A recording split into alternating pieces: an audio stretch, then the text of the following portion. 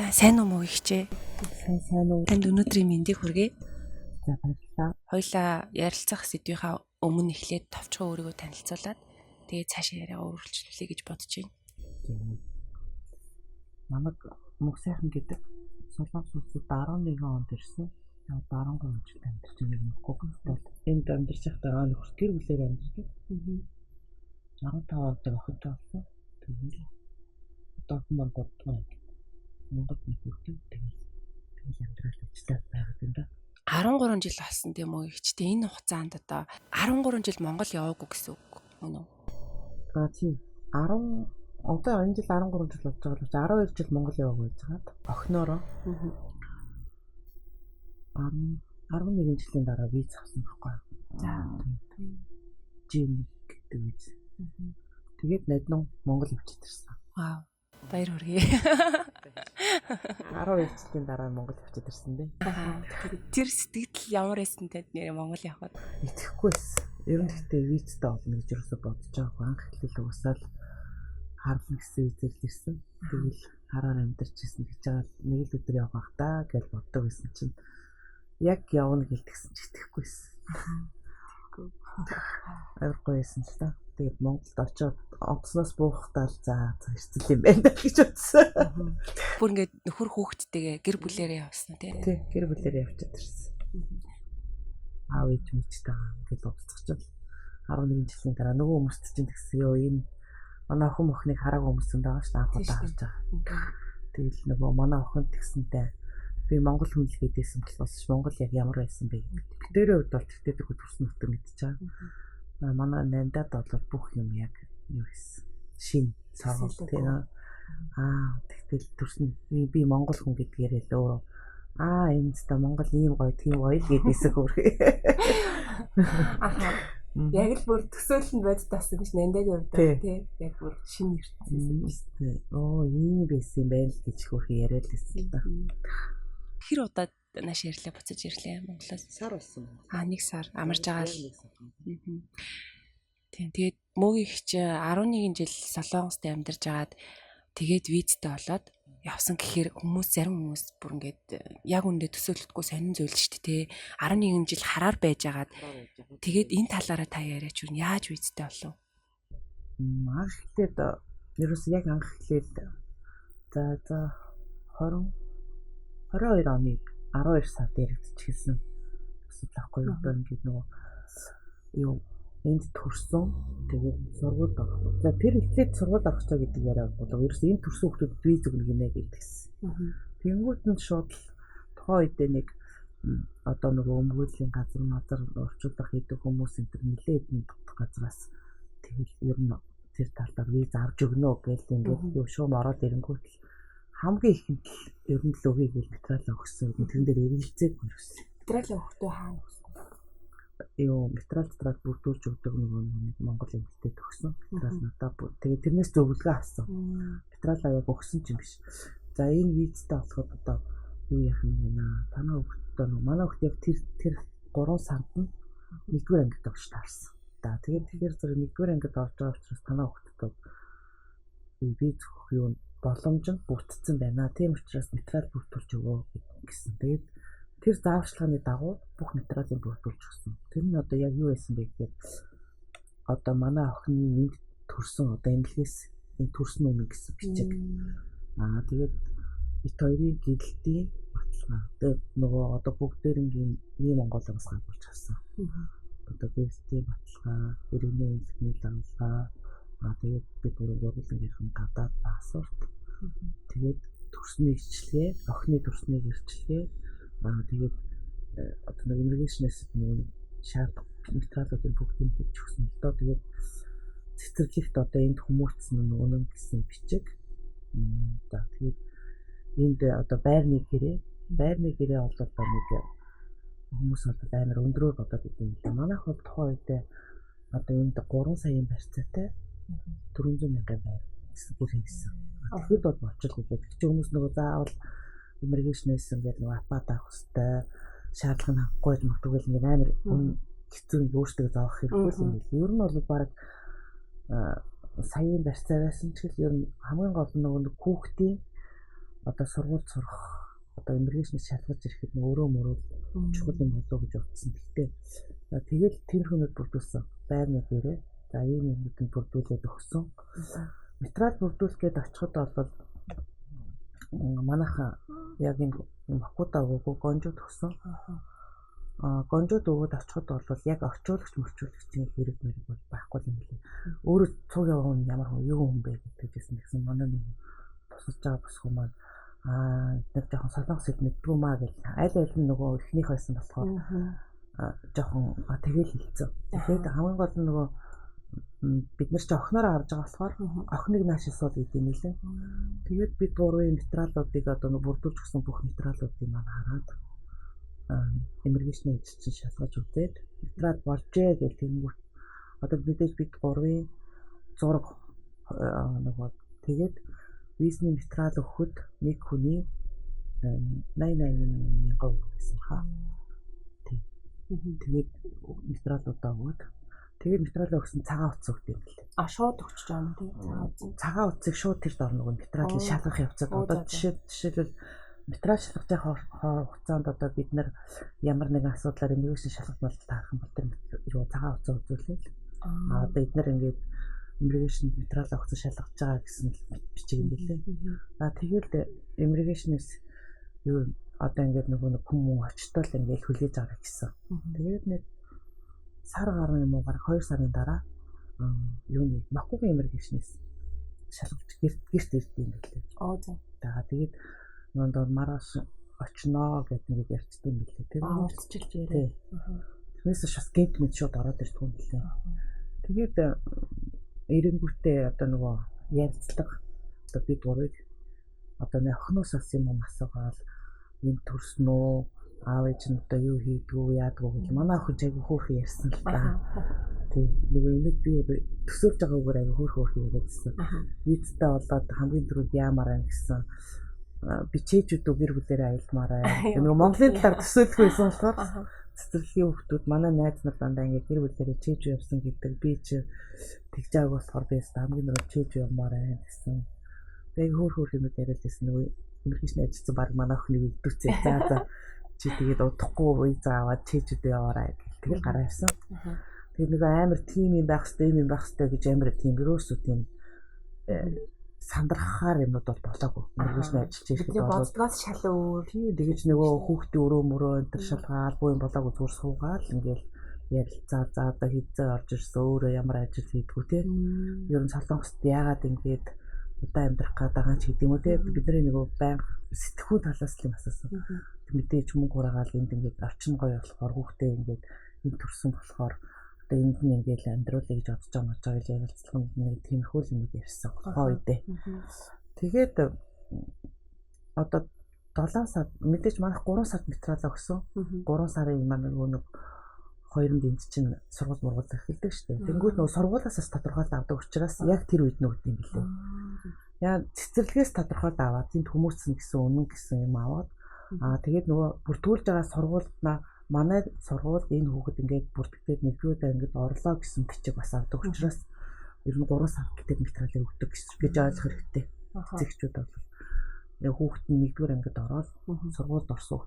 Тэгээд энд одоо бол тэгтээ тэргүй одоо энэ визэг өгөөд 2 жил мэл очиж байгаа юм чинь 2-3 дугаар ангийн хүүхэдтэй эцэгчүүд мэдээж хавцал байгаа шүү дээ. Тэгэхээр хоёулаа бол нөгөө авах гэж байгаа хүмүүс зориулж ярьж байгаа болохоор тийм. Тэгэхээр хүүхдэн заавал нэгдүгээр ангид яг орж байгаа хүмүүст л өгдөг үе юм байл шүү. Тэгэхээр бас нөгөө нэг яг лавшруулж нөгөө ойлголтын сайн тодорхойлох бол одоо жишээлбэл нэгдүгээр ангид яг орж байгаа хүүхдүүд тэгэхээр яг сая миний сонсноор болохоор 25 он хүртэл тийм одоо энэ хууль ингээ явагдсан тийм. Тэгэхээр тэрнээс хойш жишээлбэл 26 онд нэгдүгээр ангид орвол яах вэ? Тэрийг бол ингэж би асууж утсан л дээ. Энэ 25 он хүртэл гэсэн байгаа учраас 25 оны одоо 12 сарын сүүлэн ч юм уу одоо энэний талаар дахиж яригдах л гэж хэлээ. Тэгээ яг гэвэл одоо энэ жишээлбэл 25 он хүртэл амьдэрсэн одоо энэ хугацаанд энэ визээр амьдэрсэн хүмүүс хэр байсан тий. Солонгос улсад ямар байсан судалгааны талаар эргээд сунгах уу болох уу гэдгийг яригдмаа л гэж байгаа юм билээ. Тэгэхээр одоо энэ G1 виз авсан хүмүүс хэр байсан бэ Солонгос те. Тэрнээс шалтгаалх болов гэж бодож байна. Тэгэл одоо 26 оны 3 сараас дахиад нэг шинэ юм гардаг ч юм уу те. Тэгэл аа. Тэгвэл би яг миний хувийн бодол шүү. Манай энэ одоо энэ визийг авсан хүмүүс бол Солонгост ингээд мэдээж хүүхэд гаргаад амьдраад гоё юм мэдэрсэн ямар нэгэн виз авсан хүмүүсээс бол тийм үү хор нөлөө асуудал байхгүй л байгаа гэж боддог. Тийм л байгаа тийм. Тэгэхээр зэрэг 26 он дахиад өөр гоёш гарч магадгүй шүү дээ. Тийм. Гэхдээ энэ амар нийттэй юм лээ. Хараар ингээ амьдрал сурчаад амьдраад байжгаад тэгээд ингээ визтэй болохоор амар ингээ хариуцлага ирчихэж байгаа юм шиг. Одоо юм болгон дээр одоо нөгөө нэг одоо жишээл би өөрийнхөө нэр дээр дугаар аваад өөрөө ингээд охины нэр дээр пуумтай болоод энэтрээ бүх юм ингээд нөгөө яг хугацаанд байх хэрэгтэй, хуулийн дагуу байх хэрэгтэй, төлөвлөх хэрэгтэй. А ингээд энэ модыг ингээд хийг явж зүгэл амьдарч лах юм бол уг нь гоё орон тий. Тийм шүү дээ. Ээлтэй гоё орон шүү дээ.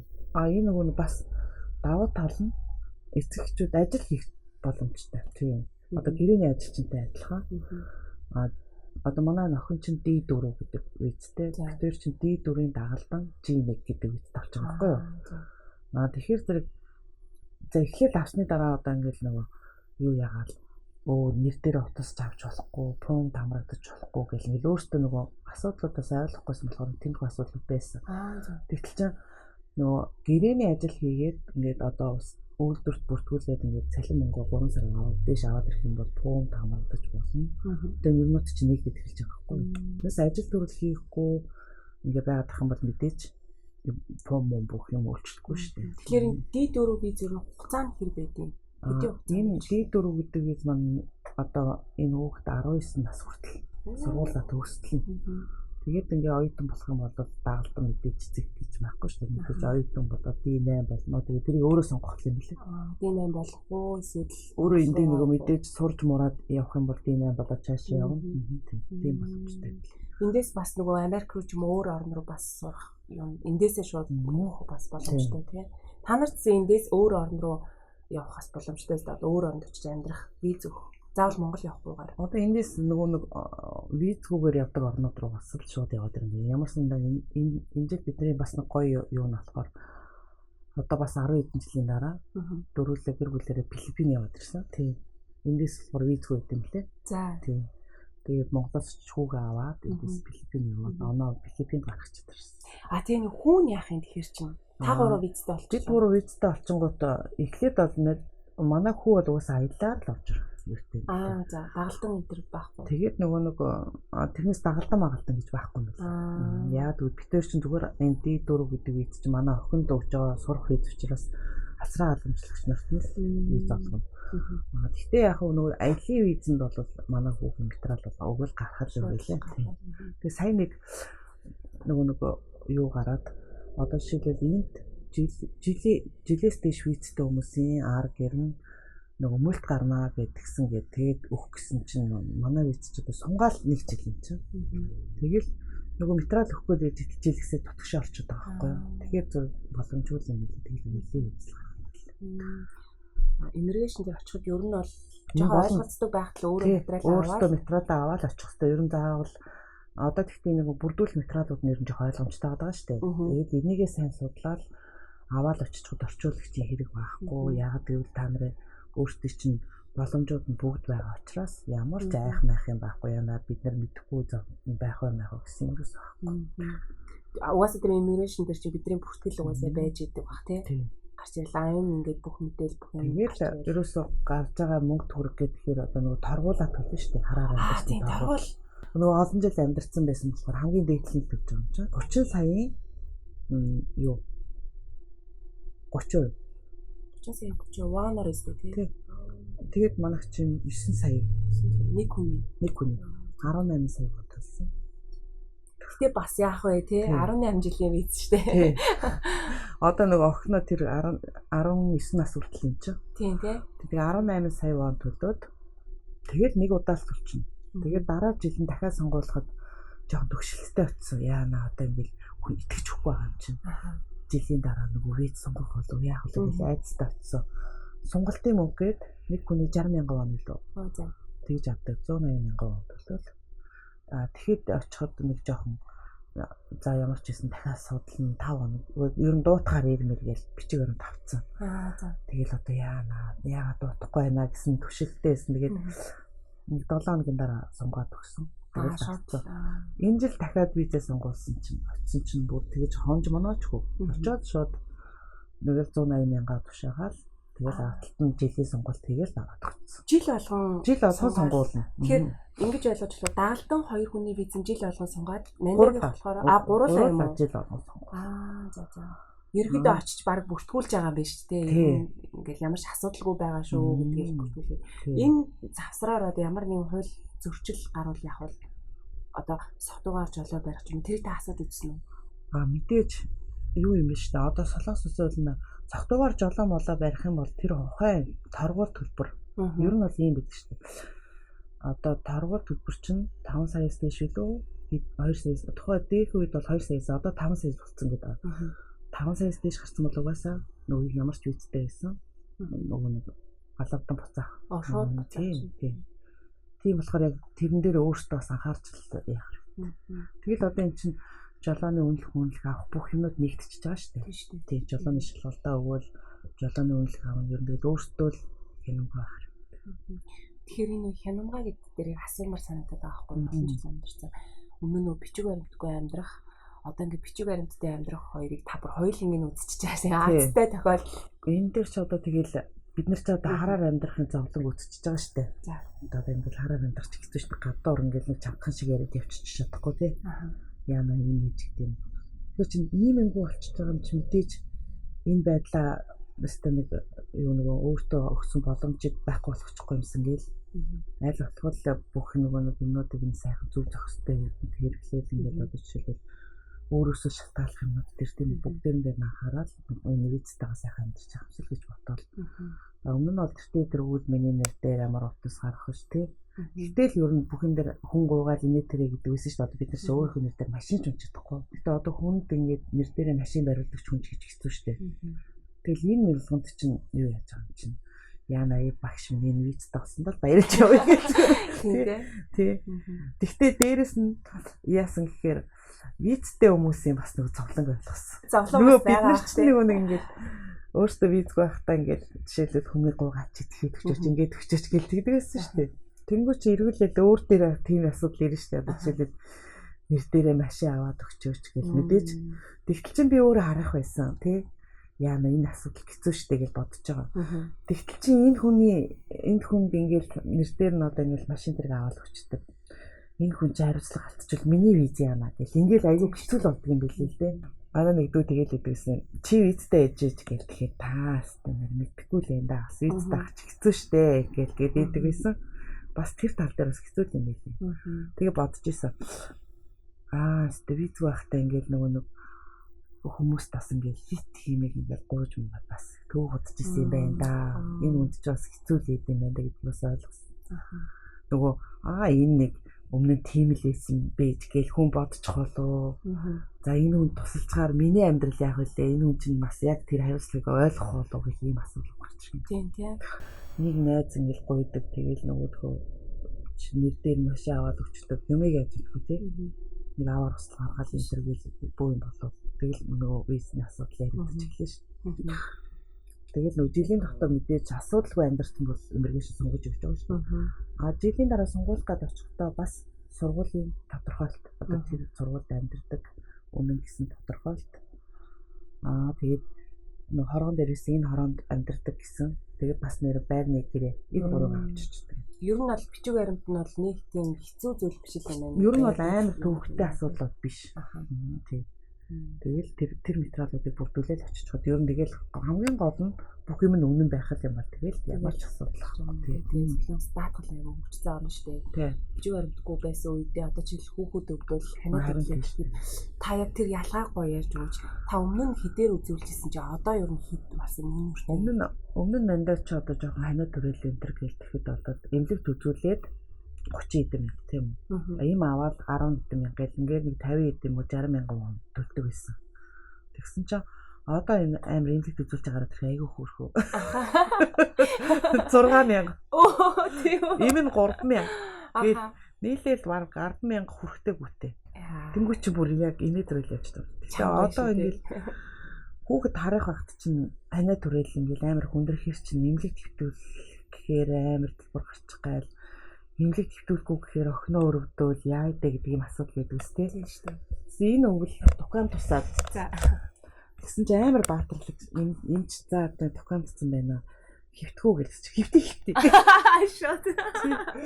Тэгээ барыг нөгөө бид нар чинь нөгөө нэг харах байхдаа бараг л нэг гифтигээл гифтчээл 2 хоног хэмжээ гарч идэх үү гэдэг байсан батна. Тийм мөнгөний талаар санаа зовхгүй нэг тэгсэн энэ жил. Йоо за бас тэгээ баяр хүргэе. Би бүр амар ойлгоод байна тань. Тэгээс эмнэлэгт 7 хоног хөвтгий юм бол бүр талын нэг. Тий. Тэр чинь тэгэл 5 хоног хөвтээд 500,000 вон. Анх Монголоос ирж хад ер нь хэдэн жил болоод буцна гэж бодож байсан. Хүмүүс нэг тийм төсөөлөд шүү дээ. Би жишээлбэл одоо нэг 2 жил яг гоё ажиллаад тэгэл буцандаа мөнгө хураагаал гэж бодсон байхгүй. Та яг тэр анхны төсөөл дээр очил. Би бол ерөөсөө нэг 3 жил мэл манай нөхөрч гэрээгээр ирсэн байсан. Аха. Гэрээгээр ирээд 1 жил ажилласан байсан. Тэгээд одоо 3 жилээ сунгаад тэгэхээр чи нэг 4 жил нөхөртөйгөө хамт ажиллаж буцсан даа гэж бодож ирсэн. Тэгээд явж итлээ манай охин ч 15 онд төрсэн. Манай оны виз чинь 15 оны яг юунд 3 сар тугсан болсон. Би 15 оны 4 сар төрсэн. Тэгээд нөхрөөгөө явчаад ирээ гэдгийгсэн байхгүй юу? Нөгөө цуг дагаа явах юм чинь. Явчаад би тэр оронд чинь төрчөөд ээж ийгсэн. Юу яриад байгаа чи? Амхандаа нөгөө хоёулаа харах байж хахаар нэгэн тухайн үед бичиг баримтаар амар нөмөр нөлөөлөд гэсэн байхгүй юу? Одоо жишээлбэл нөхрийнхөө нэр дээр дугаар явуулчин тий нөхрийнхөө данс мансаар бүх юм үйлчлүүлдэг байж байгаа. Тэгээд бас бүр хоёулаа харах байснаас нэгэн тэгсэн бичиг баримт авчаал өөр байсан байхгүй тухайн үед. Тэгээд би нөхрийгөө явчаад дахиад гэрээний ажилтнаа шалгалдаг ороод ирээ гэсэн чинь юу гэж одоо ингээд ихнэр тоошиг эцтэй ихнэр орхичоод би одоо Монгол явж тэрхүү дээ шиг харлаа гэд. Тэгээ 15 онд харлажсан байхгүй. Тэгээд охин гарснаас хойш мэдхгүй тэгэл амьдрал үргэлжлээ. Хизээ явах ч мэдэхгүй тий. Яг нэг тийм амьдралаар явж исэн. Тэгсэн чинь гинт боломж гарч ирэл. Тэгэл ямарсан энэ тоглоом шалгамаар арбитер хоёлаа охиныгоо өмсдөг шүү дээ. Хөөе мэтэрэ авралын тэнгэрээ. Охинороо вицтэй болсон. Энэ хүн одоо манай гэрээс нөгөө дагалдаг өвч байгаа хүн шүү дээ гэж тоглоом шалгав. Хатан юм аашин. Одоо ингээд та Монголд нэг хүүтэй шүү дээ. Тэгээ одоо энд нэг охинтой тий. Тэгэхээр та яг Монголд төрөөд Монголд одоо ингээд хүмүүжж байгаа нэг хүүхдтэй байна. Солонгос төрөөд солонгосоор хүмүүжж байгаа нэг хүүхд байгаа. Энэ хоёр ялгаа нь таны харснаар хүмүүжлийн ялгаа өөр. Монгол гэхдээ бол нэг амар нөгөө нэг яг хүн байх талаасаа бол манай Монгол дээр гэж боддог. За гэхдээ солонгосын боловсролын тэр нөгөө нэгдүгээр ангид орж байгаа мож байгаа амар таалагдсан. Тэр одоо манай Монгол таалагдахгүй юм чинь нэгдүгээр ангийн хүүхдэд амар их даалгавар өгөөл нүдэд байгаа шүү дээ. Тийм шүү дээ. Би ч юм бол нэг амар тийм амар солонгос хэлмэлтэй биш байхгүй юу. Тэгээд бас амар анхаарал тавьдаг ээж биш ээ. Тэгээд нөгөө нохноо нэгдүгээр ангид өвөө. Тэгээд нөгөөд чинь бас нөгөө виз материал центр гэдэг нөгөө л охиндоо нэг сургууль мурууд нэг амар анхаарал тавихгүй л байна. Гэтэл эхлээл манай охин чинь яваад нэгдүгээр ангид яваад ирсэн. Наад ямар ч ойлгох байхгүй гэж чинь нөгөө цөмгөнд байгаа дэвтэр дээр юу ч бичдэг вэ? Хүүе миний охин хичээл хийсэн юм уу гэж асуухаар хийж байгаа л гэдгсэн чинь манайч ч одоо эхний өдрөөс авсаг орол эхэлдэг шүү дээ. Тийм шүү дээ. Тэгтэл чинь солонгос чинь цэцэрлэгтэй уншаад одоо тэгээд тоогоо 100 хүртэл тоглоод ингээ хасаад одоо сурцсан байдаг байхгүй юу. Тэгтэл оронгоо төсөг заадгүй юм байна. За хүн байх талаас нь авт юм билээ. Одоо жишээл юу орсон бэ гэлтэнгүүт чинь зурган дээр ингээл ажилласан юмнууд ирж байгаа байхгүй юу. Тэнгүүт чинь эхний өдөр нэгээд мэдлэх хүндлэхээс настаа үнтэй яаж мэдлэх үү, яах вэ, ийх үү, шатаар яаж зөрөх үү те. Хин дэш өгсөд хин уруудах уу. Хогоо яаж ялгаж хаях уу. Ерөөсө баг эхний нэг 2 сар баг тийм хичээл орсон. Ерөөсө нэгдүгээр ангийн хүүхдэд тэгэж ачаалахгүй уус орноо яаж хайрлах уу. Ерөөсө манай хүүхдчил би бараг л солонгос өнгөчих гээл ингээл манай солонгос ус гэж ирээлээсэн ш. Тэгээд цэцэрлэгэн гэсэн айгүй мундаг тийм хүмүүжил өгдөг ерөөсөө л. Тэгээд цэцэрлэгт байхсан чи одоо өөрөө цэцэрлэг хүүхдээ мэдж байгаа үстэй тий. Зүгээр хөдөө аж ахуй бүгдийн танилаа явчихж байгаа үстэй. Тэгэхээр ингээд нөгөө одоо сүүлийн үед яриад байгаа шүү. Цэцэрлэг сургууль бага ангийн хүмүүжил одоо нэг улс орно гэсэн сэтгүүтэй хүн болгох хүмүүжлийг аягүй сайн өгч байна. Япон солонгосчууд. Тэр чинь л яг мэдрээд байгаа байхгүй. Анх эхлээд сэтгүүнд нь яг тгий суулгаж өгчөөд тэгээд хэдэн сарын дараагаас хичээлээ авт юм гэлээ. Нөгөө тэрийг бүр заа хэвээр нэр мундаг юм даа гэж бодсон. Тэгээд одоо өөрөө манай хөгт чинь дэвтэр хэрэглэдэг. Чи сургууль биш тийм байт юм лээ. Наман дээр ажилладаг дандаа. Тэгээ нэг бол тараах материал дандаа л нэг ерөөсө тиймэрхүү юм дээр л ажилладаг.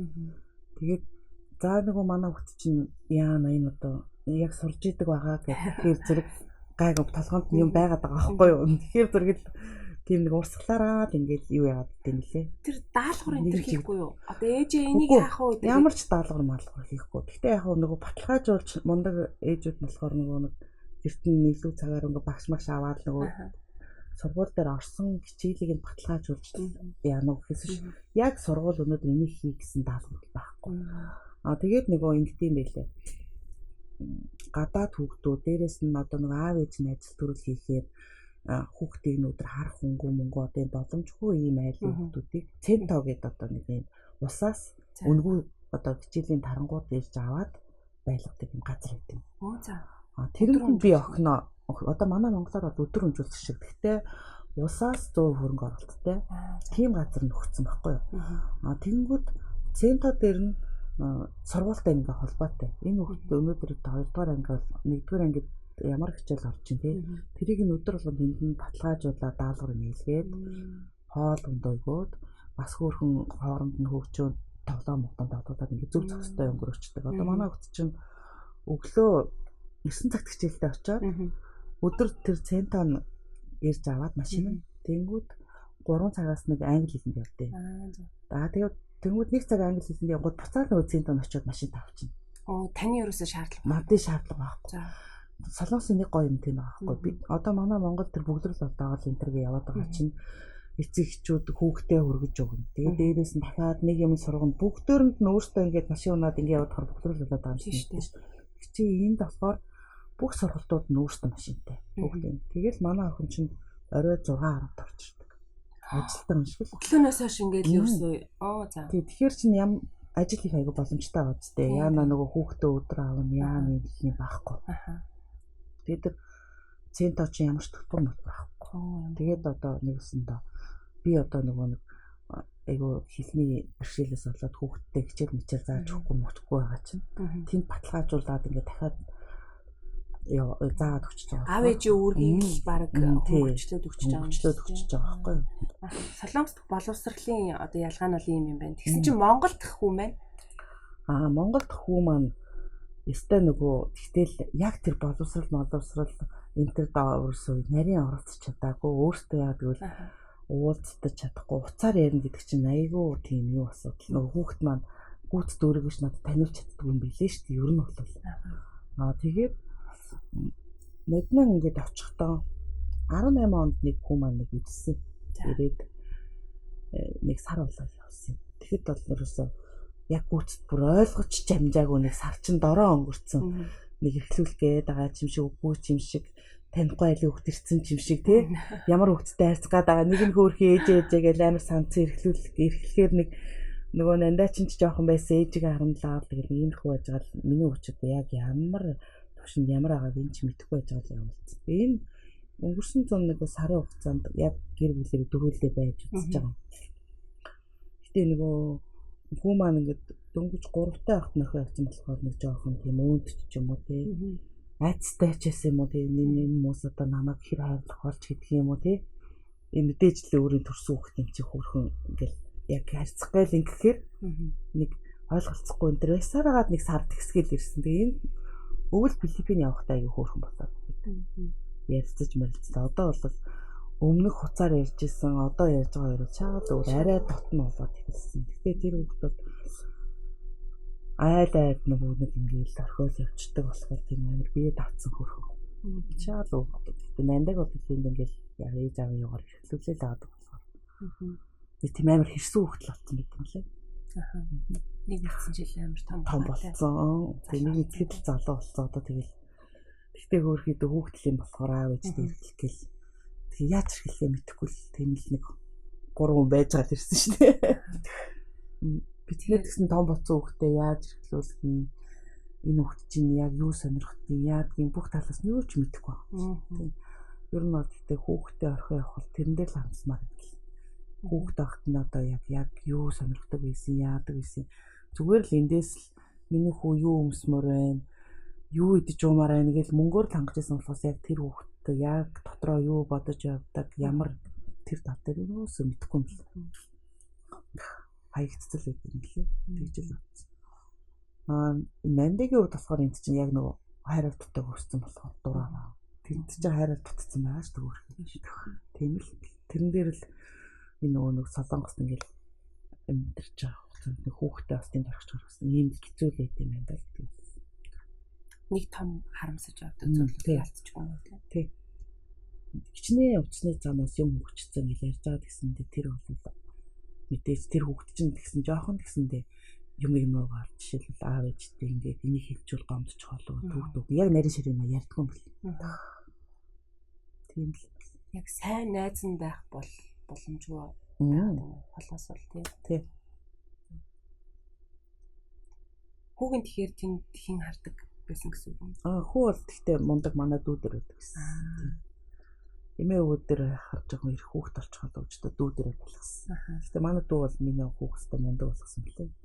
Амар хөөрхөн ажилтай байсан. Өөрөө бие даагчтай. Чин тэгээд одоо шууд л төгсөөл одоо дараа жил төгслөө. Төгсөөл шууд аав ээж дээр ирээ холоо гэдгсэн чинь миний сурыг гэсэн сургууль солонгос байхгүй учраас Монголдо сурнаа гэдэг юу гаргачаад байгаа шүү дээ. Тэгээд яг тэрийг хөндлөөл бас нөгөө нэг визгүй хараар амьдардаг эцэгчүүдийн нэг юу яг тэрэн дээр анзаарсан. Одоо жишээлбэл ингээл олон жил уулзаагүй хүүхдээ харах гээл шууд төгсөнгүүт нь оюутнаар авчиг гэлдэ харчдаг тий. За тэгтэл чинь тэр хүүхэд яг ямар мэрэгчлээ болох гэж байгаа. Солонгос тэр мэрэгчлэн байгаа мөгүй зүгээр л нөгөө уулзаж нөгөө илгээ твтих гээл яарчдаг. Тэгээ эренгүүт нөгөө хүүхэд гэсэнд ээж аавтайгаа уулзъя гээл яарал ирчдэг. Тэгэнгүүт энд эренгүүт хэлний бэлтгэлийг төгсөхгүй тий. Араас нь ямар сургуульд орох уу мэрэгжил ингээл амар 2-3 жилиг атчаад байгаа юм шиг санагдсан. Тэгтээ зүгээр миний л бодол шүү тий. Тэгээд би бас яг тэрийг анзаарсан. Би хэрвээ визтэй болоогүй байсан бол яг тэгэл байх байсан. Хүүгээ амаа. Миний хүү одоо шууд хэлний бэлтгэлээр хүрэтэр. Тэгэл нөгөөдг нь дараа нь ямар мэрэгжилтэй болох юм тий. Тэр мөрийг анзаарахгүй одоо нөгөө уулзсан хэлгээл дайрах байсан. Хүүхдээ нөгөө юм мөрүүдэд байгаа нь юу бол биш.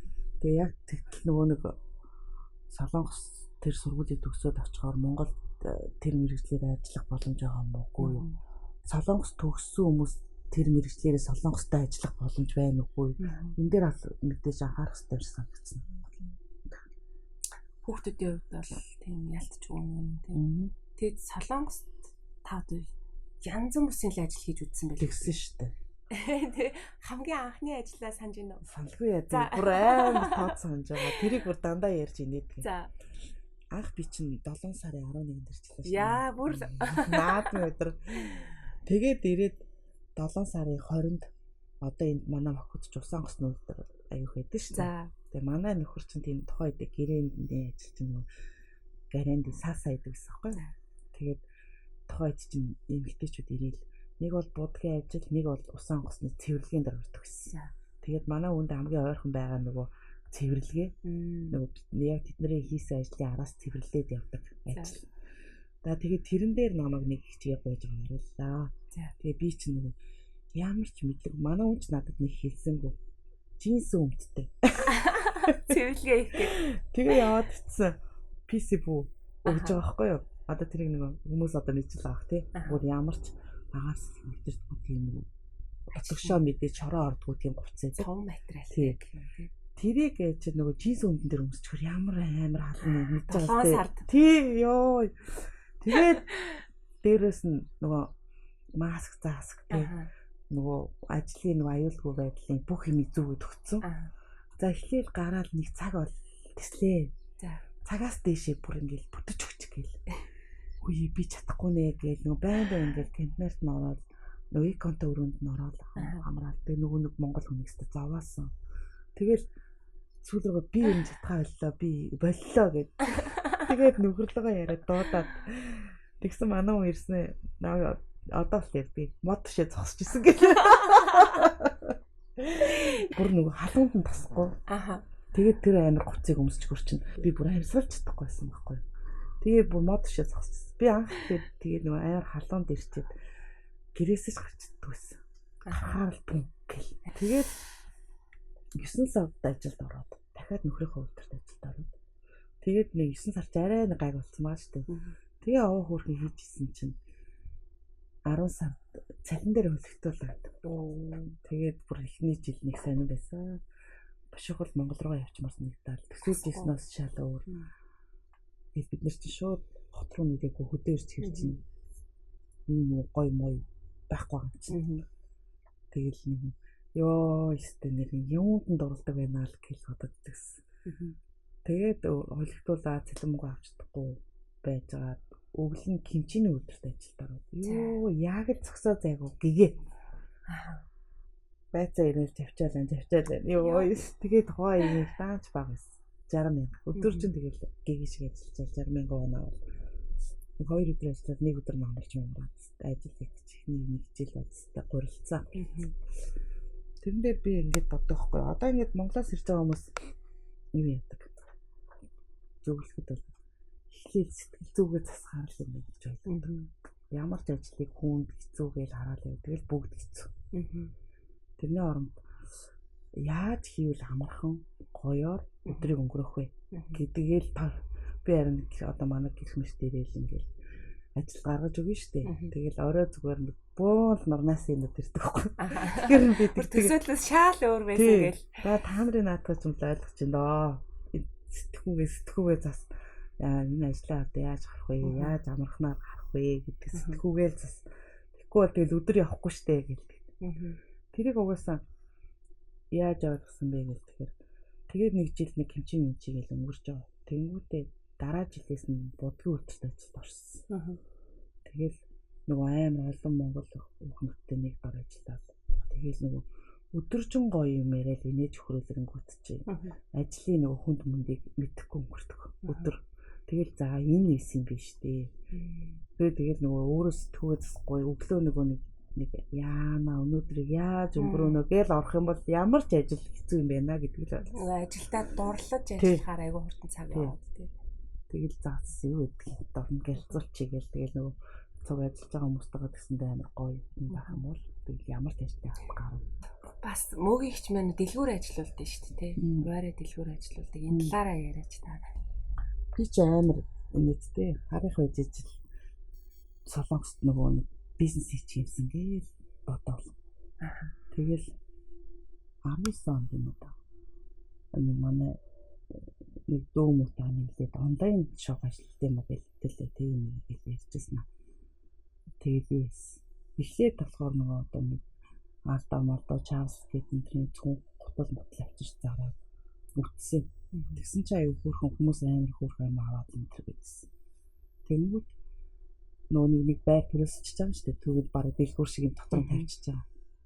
Тэнгүүд л түрээсийнхаа мөнгийг яа тийм зүгээр өөрөөсчлөлт болгоно чинь бууз байн шигцэн хурдмарл хийгээд түрээсийн мөнгө олчингууд нөгөө гоцос хонор зарагдаад эхлээд нөгөө бараг энийг яг ашигтай авах уу гэдгийг мэдэхгүй байгаа учраас тэгээд тэрний хажуугаар бууз шигцэн гурил мөрлөй зардаг. Тэр чинь айгүй хөөрхөө тэгээд ажил хийсэнтэй ялгаагүй гэхдээ нөгөө хамгийн гол нь ганцаараа нэглээд дүүтэйгээ хийдэг байсан л да. Тэгээд дараа нь ганцаараа хийж хэлсэн. Энэ өөрийн дуртай юм гэдэг чинь болохоор хэцүү нэг амар их ядар матрах чинь мэдэхгүй байсан. Тэгээд дараагаар нэг сөүлэс хүнээс ингээ хувцс буундж авдаг болоод тэгээд авчраад энтергээд зараад тэгээд хүмүүс бич Монгол тахын нэг лангоо ажилладаг байсан. Тийм хүмүүст хувцс зарах тийм нөгөө хүнд амар зогч могч байгаа таалагдж байгаа харах мэтрэн юм гоё дөх. Тэгээд хувцс зараад эхэлсэн л дээ. Тэгээд тухайн үедээ би чиг байранд орохгүй нөгөө ажиллаж байгаа газар нөгөө юу зөвшөөрөл авахгүй. Ихсэрнэл амар зөрөгтэй л хэлсэн. Тэгээд одоо бараг 4-5 жил болж 18 оноос хойш 19 оноос хойш. Ер нь ингээд иймэрхүү хуваараа ингээд одоо бизнес штэ хуваараа бизнес эрхлээд явж хаад юу нэнд тулгарч байгаа асуудлууд юу юм байна вэ? Хэцүү асуудлууд эсвэл давуу тал.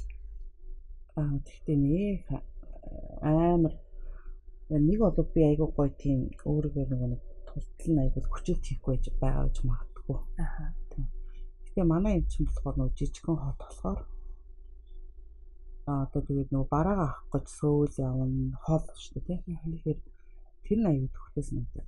Тэгээ энэ дээрээ тэгэхээр яг энэ байгаа хүмүүс бол мэдээж нэг амар гоё хангалаа гэсэн гоцсон хүчийг бол нэг бас надаас авахгүй. Ер нь бол ажлын тийм юмхан дээрээс нь Монгол руу явж байгаа хүмүүст дийлэгсний юм гэсэн юмнууд их зүү зарагддаг. Гэтэ ямар нэг юмд одоо нэг ажлууд тусам туршлага сум гэдэг шиг юу хэрэгтэй яах юмар ингэ. Тэгэл нэг юмыг ингээл багаас эхлүүлээд дахиад ингэчээ гэл ингэжсэн нь дахиад нэг санаа орж ирвэл тэгэл байгаагаа дахиад шуналдаал өөр болгочих юмсан гэл ингээл тэгэл яваал л гэхдээ мэдэхгүй яг юун дээр ч сайн мэдэхгүй байна. Шилжилт байгаа юм гэсэн тий. Би ингэ боддیں۔ Хэрвээ би усан усны үлдэрт ингээл будга хийгээл ингээл байгаал гэсэн бол айгүй илүү мөнгө хураахч байсан гэж магадгүй. Яагаад гэвэл тогтмол ажил маш чухал байхгүй юу? Сар болгоны орж ирдэг цалин тийм үү? Тэгтэл миний энэ чинь эрсдэлтэй шүү дээ. Нийс зарим сараа сайн байна, зарим сардаа муу байна. Ингээд ийм байгаа тэгсэндээ эн чинь миний дуртай юм учраас би энийг сонгочод байгаа байхгүй юу? Энээсээ би нөгөө пайп авдаг. Тийм чи хүн нэг л амьдрын шүү дээ. Тийм шүү дээ. Тэгэл мөнгө хураагаар зүтгэл ингээл явсаар байгаа. Гэтэ нөгөө ажиллаж байгаа хүмүүсээ муу хэлж байгаа юм биш. Хүний л харах үнцэг шүү дээ. Тийм өөрөө өөртөө болж байлаа. Би өөртөө ямар сонголт хийсэн гэхээр зарим тал дээр ингээл мөнгө төрний асуудал хэцүү болох. Миний нөгөө бодож байгаа хэмжээнд миний мөнгө хүрхгүй ч юм ингээл асуудал зөндөө шүү дээ. Тэгтэл би энд дуртай учраас байгаа байхгүй. Тэг хамгийн сүүлд нь яг бүр таны хэлээсэй гэж бодоод байгаа байхгүй. Одоо та ийм хуваараа ийм бизнес эрхлээд ийм дэлгүүр ажиллаж байгаа хүний хувьд манайхаа бити тэгээсээ намайг нэг жоохон энэ дээр ойлгочихсаа хүн болгонд хэлж чаддгүй нэг танд үг байгаа шүү дээ. Нэг би энийг ингэж хийж байгаа хүн учраас би тэр орж ирж байгаа хүн дээр энэ хүн тийм байна, ийм байна гэж юусоо өөөлдгөө. Энийг бол яг солонгосоос авсан. За. Тэр хүн одоо өмсч байгаа тайлайсан ч хамаалга. Бид аль хүн ямар ч хүн орж ирсэн л ингээл гоё харьцаал гэж гоё гаргаж юмсан гэж боддог. Гэхдээ манай Монгол хүмүүсийн таалагддгүй санаа нэг дэмждэггүй юм ихээр би ч одоо бас нөхөд зөндөл юм хийж үзлээ шүү дээ. Шинжил хийлээ, наадан хийлээ, янз бүрийн хамтлагууд авчирч үзлээ. Энд дээр яадаг вэ гэхээр манай хүмүүс манайхны ингэ жишээлбэл цогтой ингээл ажиллаад явж байхдаа цог ажиллаа явж байхдаа гоё яжсэн аа. Дундаас нь гараад нэг юм хийхээр энэ эзэн болсон гэдэг дэмждэггүй. Хамгийн түрүүнд одоо жишээлбэл эрэх ч юм уу хамгийн түрүүнд ингээд намайг дэмж хоолоо гэж исэн харж исэн хүмүүс хөдөлтөө тэр зангаал болчихсон л гэж боддог. Уг нь ингээд нөгөө нэг юм хийх гээд байгаа хүн дээр нэг 1000 оны ч юм уу хутлаа оруулаад ч юм уу тэгчүүл тэгэл сэтгэл нь дэмжиж болж шин. Ажлыг нь дэмжиж гоё юм гэл ингэчүүл тэгтэл чин зарим хүмүүс нэг юм хийгээл гэсэн юм тархтааж явчихдаг тийм. Тэр нь л надад яг ингээд сэтгэл зүйн хүн байна. Юу яач баа гэсэн. Тэгс гомдоцсон юм шиг. Тийм. Би яачлаач гэдэг бодол төрөх юм шиг. Юусш. Би амар даг мундаг нэг хүн болгон таалцахаар юм хийгээгүй ч болж байна. Тэгэхээр үйлчлэгчийн тал дээр би ерөөсөө тэр хүн яагаад гарсан байсан ч за баярлалаа гэж гарах. За таны урьдчилан баярлалаа өнөөдөр надтай ярилцсан. Бас намайг дэмжээд хичээгээ зориод ирсэн баярлалаа. За тэгээ хоёлаа дараа дахиад өөр нэг сэдвээр улс төр ярина. Би заавал таныг улс төр ярих болно. За баярлалаа. За.